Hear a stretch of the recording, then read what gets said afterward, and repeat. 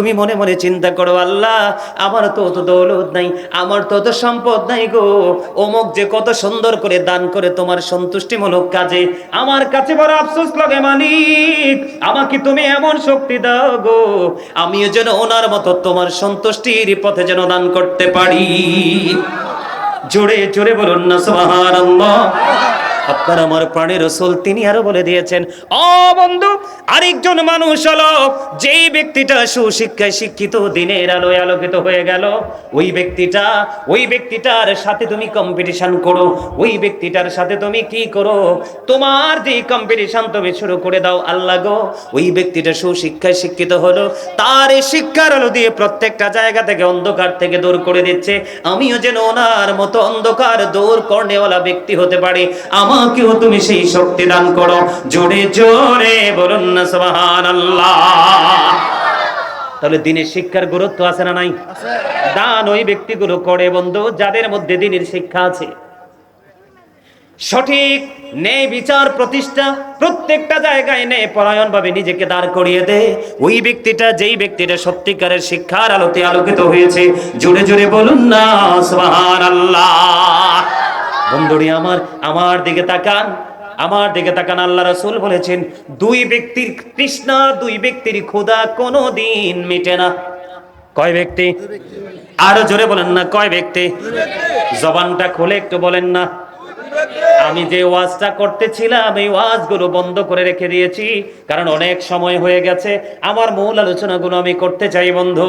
আপনাদেরকে আল্লাহ রাব্বুল আলামিন এই জবান, আল্লাহ রাব্বুল আলামিন আপনাকে ভোট খাওয়ার জন্য দেয় নাই, বাদাম খাওয়ার জন্য দেয় নাই, মানুষকে বকা দেওয়ার জন্য দেয় নাই, চা দোকানে বসে বসে, সৌমনিতে বসে বসে, কোন কোলাহল পরিবেশে বসে বসে, কোন বাবার মেয়ে, কোন বাবার ছেলে, আবার কারো ঘরের বধূর বন্ধু বদনাম করার জন্য জবান দেয়নি।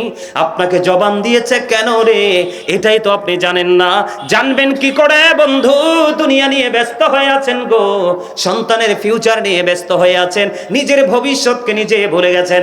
আমি আপনাদেরকে বলে দেই বন্ধু, আল্লাহ রাব্বুল আলামিন আপনাকে আমাকে জবান দিয়েছে দুইটা কারণে। বলে হুজুর কেন গো? এই দুইটা জবান দিয়েছে আল্লাহ রাব্বুল আলামিন আপনাকে আল্লাহ রাব্বুল আলামিনের জিকির করার জন্য। এটা আমার কথা না, আল্লাহ বলেছেন remember me then I will remember you. আল্লাহ বলেছেন তোমরা আমাকে স্মরণ করো, তাহলে আমি তোমাদেরকে স্মরণ করব।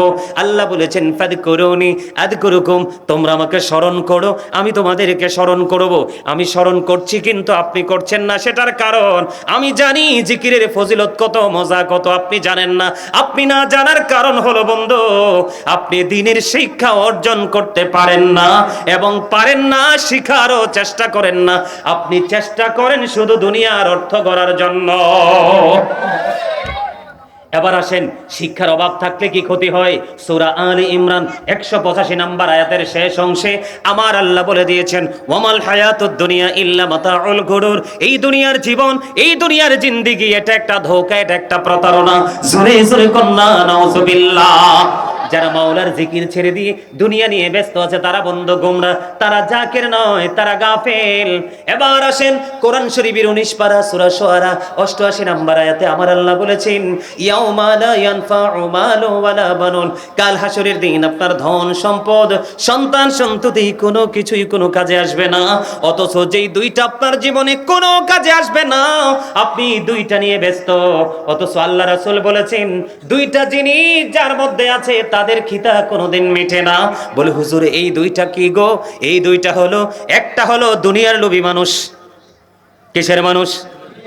একটা হলো দুনিয়ার লোভী মানুষ, যেই মানুষটা শুধু খাইতে পছন্দ করে, ভোগ করতে পছন্দ করে। ও বন্ধু, তার খাওয়া এবং ভোগ করার স্বাদ কোনোদিন কমবে না, কোনোদিন মিটবে না। তার পাশাপাশি আরেকটা নিয়ামতে পরিপূর্ণ জায়গা আছে, আরেকটা হলো মুমিন। সত্যিকারের মুমিন যারা শিক্ষা অর্জন করতে পছন্দ করে, তাদের শিক্ষা অর্জন করার স্বাদ এই জীবন থাকতে কোনোদিন মিটবে না। জোরে জোরে কন্যা সুবহানাল্লাহ। আপনার জীবনে আপনারা দেখেছেন কিনা জানি না, আমরা যারা আমাদের উস্তাদদেরকে দেখেছি, আমরা হয়তো ওইভাবে পড়াশোনা করতে পারি না। আমরা আমাদের উস্তাদদেরকে দেখেছি বন্ধু, যখনই সুযোগ পাইতো বড় কিতাব নিয়ে বসে থাকতো। জোরে জোরে কন্যা সুবহানাল্লাহ। কারণ শিক্ষা অর্জন করা ফরজ, আর শিক্ষা হলো কলবের নূর। এই শিক্ষা নামক নূরের আলো দিয়ে এই দুনিয়া থেকে চিরতরে অন্ধকার দূর করা যায়, ঠিক কিনা বলেন? তাহলে কয় শ্রেণীর মানুষ? দুই শ্রেণীর মানুষের খিদা কোনোদিন মেটে না। একটা হলো দুনিয়ার লোভী, আপনারা কোনটা হবেন? ওমা ডরাইন নাকি? ভয় পেয়েছেন? সত্যি করে বলতে হবে তো। একটা হলো দুনিয়ার পাগল, একটা হলো আল্লাহ রসুলের পাগল। যেটা আল্লাহ রসুলের পাগল, এটার স্বাদ মিটে না, এটা শুধু পড়তে চায় পড়তে চায়। আল্লাহর হাবিব সরকারে মদিনা তিনি বলে দিয়েছেন, ওই যে মদিনাওয়ালার পাগল, আল্লাহ এবং আল্লাহ রসুলের পাগল দিনের শিক্ষা অর্জন করতে মজা পায়, দিনের শিক্ষা অর্জন করার মধ্যে নিয়োজিত থাকতে চায়, ওই ব্যক্তিটার স্বাদ মিটবে ওই কোথায় যাওয়ার পরে? জান্নাতে যাওয়ার পরে। বলতেছিলাম আপনারা তো আসছেন মাহফিলে, একদিকে হাঁটতেছেন কদম থেকে গুনাহ ঝরে পড়তেছে, আর একদিকে আল্লাহ রসুল বলেছে দ্বীনের শিক্ষা অর্জন করার জন্য তুমি যত দূর হাঁটবে তত কাছে চলে আসবে জান্নাত। জোরে জোরে কন্যা সুবহানাল্লাহ। ওই যে ছোট্ট টুনটুনিটা, এই ছোট্ট টুনটুনিটা একটু আগে বলে গেছে, বন্ধু আপনারা খেয়াল করেছেন কিনা জানি না, আপনি যখন দিনের শিক্ষা অর্জন করার জন্য বের হবেন, দিনের শিক্ষা অর্জন করার মধ্যে যখন নিজেকে নিয়োজিত রাখবেন, তখন আপনার কি হবে জানেননি বন্ধুরে আমার? আল্লাহ রাব্বুল আলামিনের সৃষ্টি জগতের সকল সৃষ্টি এবং সমুদ্রের তলদেশের যে জীবগুলো, এগুলো পর্যন্ত আপনার জন্য দোয়া করতে থাকে, আর ফেরেশতারা নূরের বিছানা বিছিয়ে দেয়। জোরে জোরে কন্যা সুবহানাল্লাহ। আরো জোরে বলেন না সুবহানাল্লাহ। বন্ধুরে আমার, আমি আপনাদেরকে বলে দেই, এই আপনি দিনের বেলা 1 ঘন্টা অথবা রাতের বেলা 1 ঘন্টা বা কিছু সময় আপনি যদি দিনের শিক্ষা অর্জন করার মধ্যে নিজেকে নিয়োজিত রাখতে পারেন, অল্প কিছু সময় যদি আপনি নিজেকে দিনের শিক্ষা অর্জন করার মধ্যে যদি নিজেকে নিয়োজিত রাখতে পারেন, আপনার আমার প্রাণের রাসূল তিনি জানিয়ে দিয়েছে, বন্ধু অল্প সময় যদি আপনি নিজেকে দিনের শিক্ষায় নিয়োজিত রাখার জন্য, নিজে দিনের শিক্ষা অর্জন করার জন্য নিজেকে নিয়োজিত রাখতে পারেন, আপনার জন্য নেয়ামত। সারা রাত ইবাদত করার চাইতেও আপনার আমলনামায় বেশি নেক লেখা হবে। আরো জোরে বলেন না সুবহানাল্লাহ। মাত্র একদিন, কয়দিন আঙ্গুল তোলে দেখান। এগুলো যদি দেখান প্র্যাকটিক্যালি, এগুলো মনে থাকবে। এই যে বন্ধু, এই যে আঙ্গুল তুলে দেখান, সবাই দেখান, কয়দিন? মাত্র একটা দিন যদি আপনি নিজেকে দ্বীনের শিক্ষা অর্জন করার মধ্যে নিজেকে নিয়োজিত রাখতে পারেন, আপনার আমার প্রাণের রাসূল তিনি বলে দিয়েছেন আপনার আমলনামায় কি পরিমাণ সওয়াব দেওয়া হবে। 3 মাস একটানা রোজা রাখলে যে সওয়াব আপনার আমলনামায় দেওয়া হবে, 3 মাস রোজা রাখলে যে সওয়াব হবে, সেই পরিমাণ সওয়াব আপনার আমলনামায় দেওয়া হবে। জোরে জোরে বলেন না সুবহানাল্লাহ।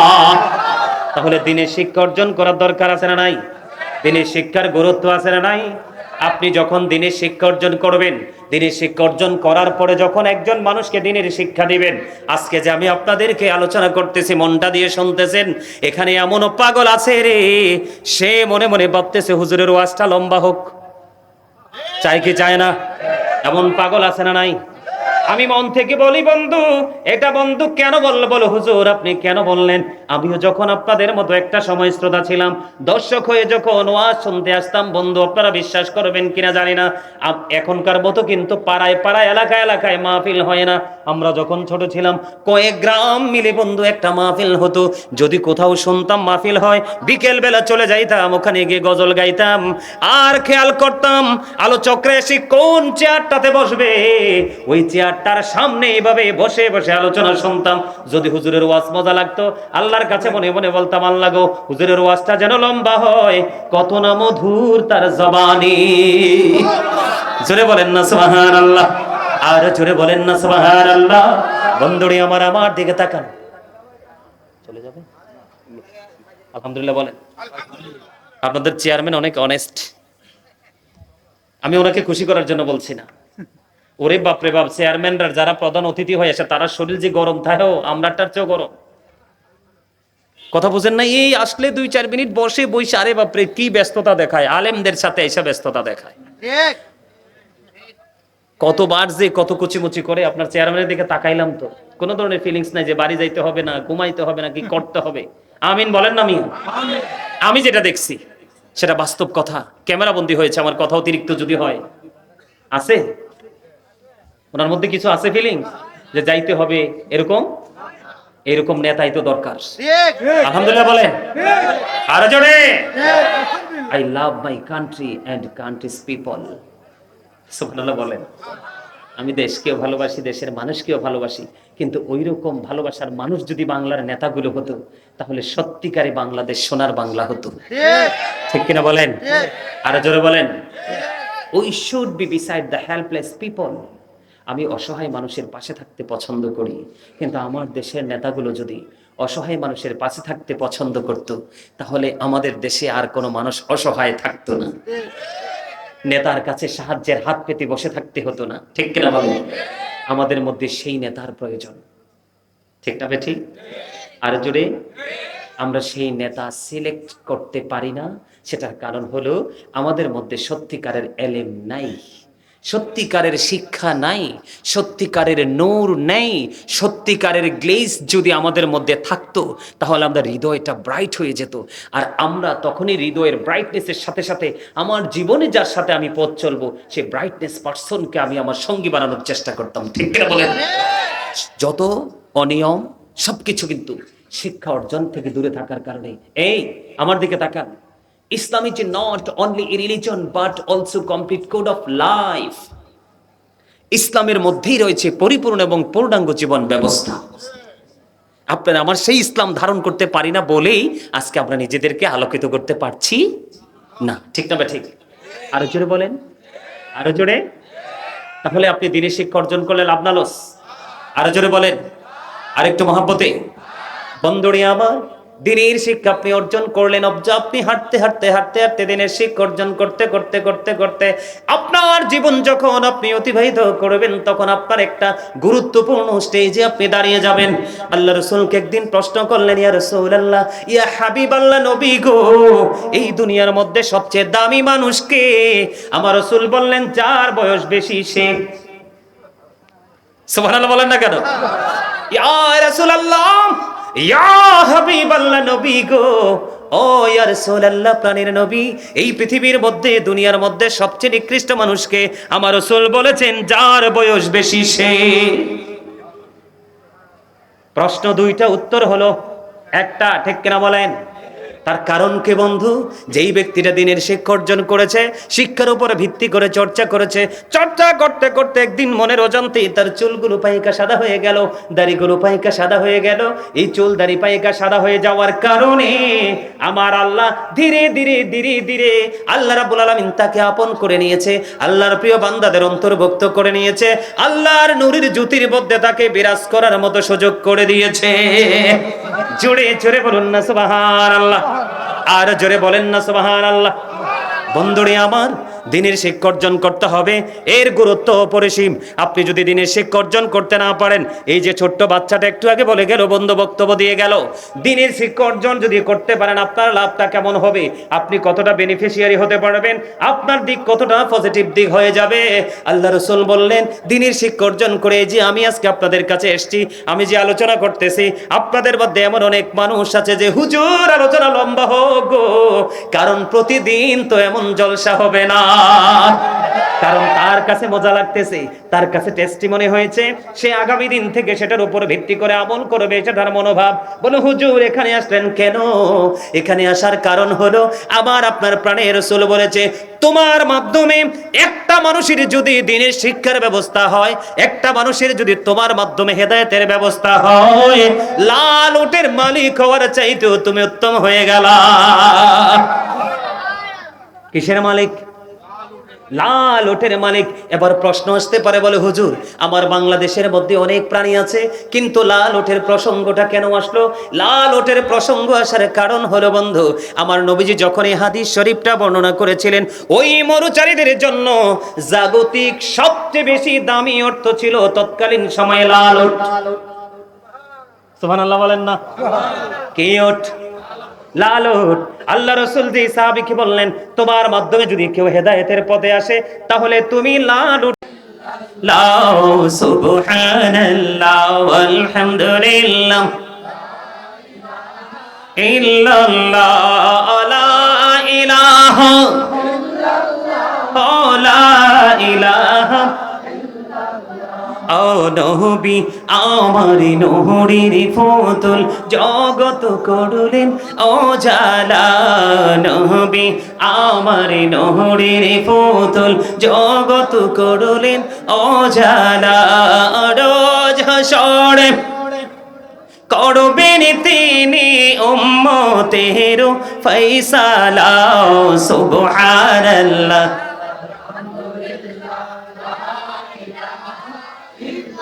লা ইলাহা ও লা ইলাহা আরশে কুরসি লৌহ কলম সৃষ্টি যাহার অসিলা নিজে আল্লাহ খুশি হইয়া নাম রাখিলেন হাবিবুল্লাহ সুবহানাল্লাহ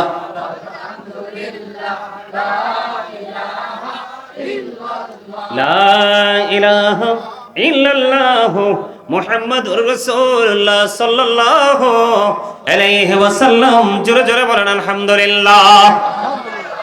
আপনাদের হেফজখানায়, আপনাদের নুরানি হেফজখানায় আপনার মাসে মিনিমাম 2টা প্রোগ্রাম করবেন। কয়টা? 2টা জলসা করবেন সাধারণ আমজনতার জন্য। যথেষ্ট দুর্বল ওরা। আমি এই জিকির ধরলে আমার শ্রোতারা পাগল হয়ে যায়। আমার এই জিকির গোটা পৃথিবীতে আমেরিকা থেকে ধরে মানুষের কাছে যে কত প্রিয় কল্পনা করতে পারবেন না। এই সুবহানাল্লাহ জিকির কেন প্রিয় জানেন? আমার জবানের কারণে না, কারণ এটা জান্নাতি মেহমানদের জন্য জান্নাতি খাবার। হাদিস শরীফের কথা, নবীজি বলছে তোমরা যখন জান্নাতের বাগানে যাও তখন জান্নাতের বাগান থেকে ফল খেয়ে নাও। ইয়া রাসূলুল্লাহ, জি যান, ঠিক আছে, আচ্ছা ঠিক আছে, ওকে ওকে, আলহামদুলিল্লাহ, ঠিক আছে ঠিক আছে ঠিক আছে ঠিক আছে, জি জি, ওয়ালাইকুম আসসালাম। সুবহানাল্লাহ, আলহামদুলিল্লাহ, আল্লাহু আকবার, লা ইলাহা ইল্লাল্লাহ, এগুলো জান্নাতের মেহমানদের জন্য কি? জান্নাতি খাবার। এগুলো আপনাদেরকে বুঝতে হবে, এগুলো আপনাদেরকে শিখতে হবে। জীবন তো যেমনি চেমনি চলে যাচ্ছে, যাচ্ছে কি যাচ্ছে না? যাচ্ছে না। কিন্তু কবরে যাওয়ার পরে এই পৃথিবীর কোনো মানুষ আপনাকে আমাকে মনে রাখবে না। আপনার আমার কর্ম, আপনার আমার আমলে আপনার আমার সাথে যাবে। আল্লাহ রাসূল এই জন্য বলেছে তোমরা তোমাদের সন্তানদেরকে 3টি বিষয় শিক্ষা দাও। এর মধ্যে একটা হলো নবীর মহব্বত। এই শিক্ষা অর্জন করা ফরজ এবং ঈমান, এটা ফরজ এবং ঈমান। এরপরে বলেছেন নবীর পরিবারের ভালোবাসা শিখাও। কিসের? নবীর আহলে বাইতের ভালোবাসা শিখাও। এরপরে আল্লাহ রাসূল বলেছেন ওয়া আলা কিরাতিল কোরআন, তোমরা তোমাদের সন্তানদেরকে কোরআন তেলাওয়াত শিখাও। আপনাদের হেফজখানা আজকে ছাত্রদেরকে পাগড়ি প্রদান করা হবে। যারা পবিত্র কালামুল্লাহ শরীফ 30 পারা কোরআন যারা মুখস্থ করেছে তাদেরকে কি করা হবে? পাগড়ি দেওয়া হবে। একটা ছেলে, বাচ্চা ছেলের সিনায় 30 পারা কোরআন মুখস্থ রাখা, এটা কি সহজ কথা? আল্লাহু আকবার। এটা আপনাদের জন্য বড় নেয়ামত। কিসের জন্য? আপনারা কি আপনাদের এই হেফজখানায় বাচ্চাদেরকে দিচ্ছেন না, পড়াচ্ছেন না, আবার তাদের আর্থিকভাবে সহযোগিতা করেন না? আমার কথা কয় না, করেন না? ওই যে দিনের শিক্ষা অর্জনের কথা বলছি, 3টা আমল কোনোদিন মরে না, সদকায়ে জারিয়া, ঠিক কিনা বলেন?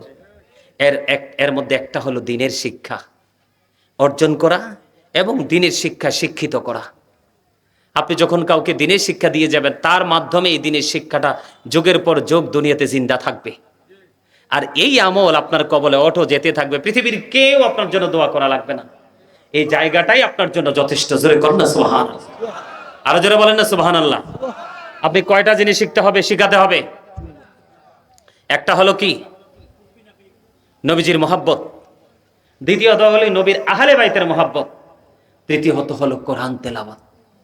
এই আপনাদের এখানে হাফেজ বানাচ্ছেন, সত্যিকারের হাফেজ হইতে হবে, কিন্তু নবীর দুশমন হাফেজ হইলে কিন্তু হবে, নবীর প্রেমিক হাফেজ হইতে হইব।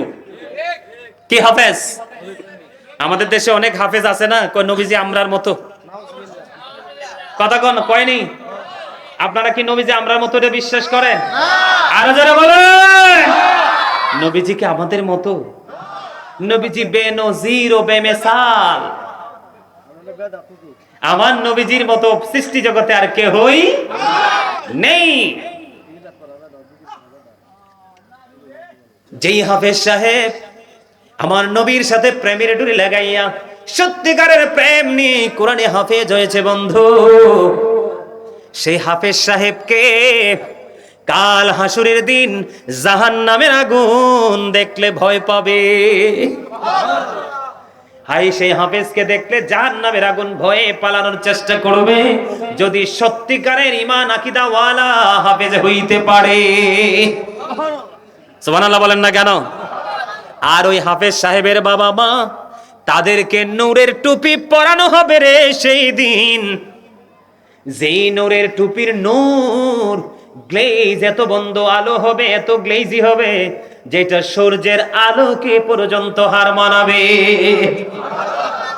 আল্লাহ রাব্বুল আলামিন কাল হাসরের দিন কোরআনে হবে যারা কোরআনকে ভালোবেসেছে তাদেরকে বলবে, তোমরা কোরআন তেলাওয়াত করতে থাকো, কোরআন তেলাওয়াত করতে করতে তোমরা তোমাদের গন্তব্যের দিকে যেতে থাকো। যেখানে গিয়ে তোমাদের কোরআন তেলাওয়াত থেমে যাবে সেটাই হলো তোমাদের ঠিকানা। আপনারা প্রশ্ন করতে পারেন, বলে হুজুর গো, সেই ঠিকানাটা কি? সেই ঠিকানাই হলো জান্নাত। মজা না? তাহলে দিনী শিক্ষা অর্জন করলে লাভ না লস? আরো জোরে। শিখতে হলে কোথায় যেতে হবে? শিক্ষকের কাছে যেতে হবে। আর শিক্ষক কোথায় থাকে? শিক্ষা প্রতিষ্ঠানে থাকে। ঠিক কিনা বলেন? আরো জোরে। তাহলে সন্তানদেরকে দিনী শিক্ষা দিবেন না দিবেন না? আরো জোরে। তবে মনে রাখবেন, ওই শিক্ষা সন্তানকে দিবেন না যেই শিক্ষা নবীর সাথে গুস্তাকি শিখায়। ওই শিক্ষা দেওয়া যাবে না যে শিক্ষা রাসূলের সাহাবায়ে কেরামের সাথে গুস্তাকি শিখায়। ওই শিক্ষা দেওয়া যাবে না যেই শিক্ষা রাসূলের আহলে বাইতের সাথে বেয়াদবি করতে শিখায়। ওই শিক্ষা দেওয়া যাবে না যেই শিক্ষা আল্লাহর ওলিদের সাথে বেয়াদবি করতে শিখায়।